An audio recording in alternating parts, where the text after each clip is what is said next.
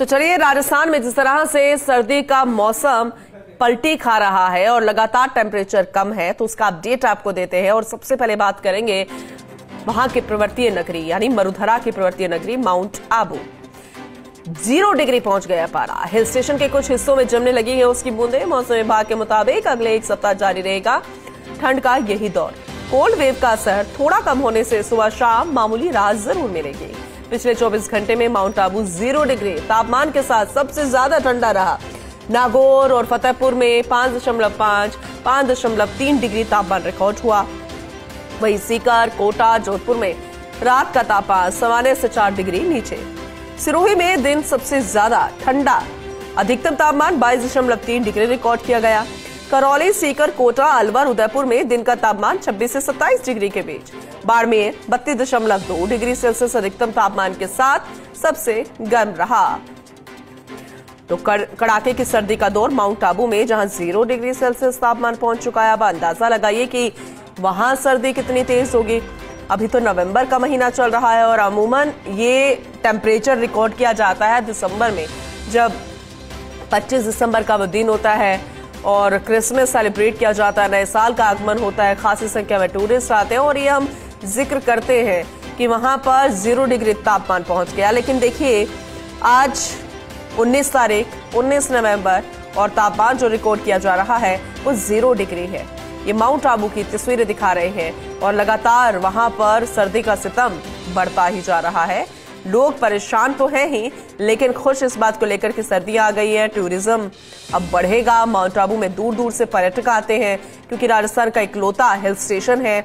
बेहद खास तस्वीरें हम आपको माउंट आबू से दिखा रहे हैं और सर्दी के बचाव के जतन भी जारी हैं। लेकिन इसके अलावा अन्य जिले जहां पर दिन में टेम्परेचर कितना गिरा, कौन सी इलाके में ठंड जो है ज्यादा बढ़ रही है, कहां पर दिन गर्म तो दिन ठंडा, तो कहीं पर रात ठंडी, हर एक आंकड़ों के जरिए आपको जानकारी दे रहे हैं। लेकिन आज किस तरह से मौसम रहेगा, आने वाले दिन किस तरह से रहेंगे, ये हम जानने की कोशिश करेंगे। सीनियर रिपोर्टर जियाउद्दीन खान हमारे साथ जुड़ चुके हैं। जियाउद्दीन, आप सोचिए कि 19 तारीख है और माउंट आबू का पारा 0 डिग्री है। अमूमन हम जब जिक्र करते हैं 25 दिसंबर, नया साल, और अगर माउंट आबू के ऐसे आंकड़े आ रहे हैं टेम्परेचर के, तो बाकी जिलों में भी क्या हालात होंगे ये हम समझ सकते हैं। फिलहाल ओवरऑल आप मौसम विभाग के अनुसार जरा अपडेट कीजिएगा, आने वाले समय में किस तरह से सर्दी रहेगी?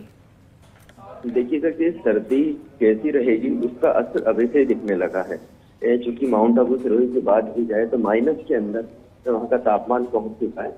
लेकिन एक दूसरा पहलू ये भी है कि जो सरहदी इलाके हैं, खासतौर से पश्चिमी राजस्थान के इलाके हैं, वहाँ पे अभी भी अधिकतम तापमान के अंदर बढ़ोतरी देखने को मिल रही है।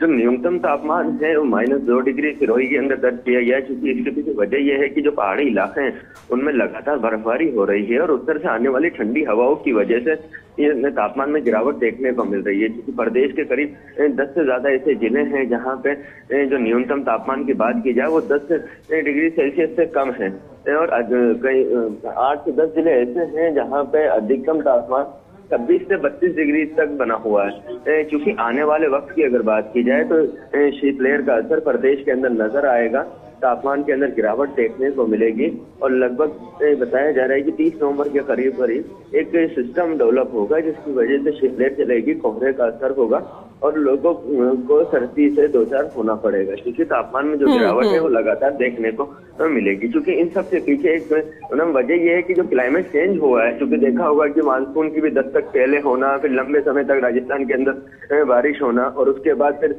सर्दी की भी शुरुआत जल्दी हो जाना। अमूमन ही जैसा आपने कहा कि दिसंबर के महीने के अंदर माइनस के अंदर तापमान जाता है, वो अभी नवंबर के अंदर ही जा चुका है। तो आने वाले वक्त के अंदर दिसंबर और जनवरी में जब सर्दी का पीक होता है तो तब ये मानेगा कि तापमान कितनी गिरावट होगी तापमान में। तो आने वाला वक्त काफी मुश्किल भरा है, लोगों को एहतियात बरतनी होगी सर्दी से, क्योंकि सर्दी और ज्यादा रिकॉर्ड तौर पड़ने वाली है जैसा कि मौसम विभाग ने संभावना जताई थी। चलिए ठीक है, अपडेट हम आपसे आगे भी लेते रहेंगे ताकि जो राजस्थान वासी हैं वो अलर्ट रहे, कैसे अपना बचाव करना है ये भी बेहद जरूरी हो जाता है। बहुत शुक्रिया।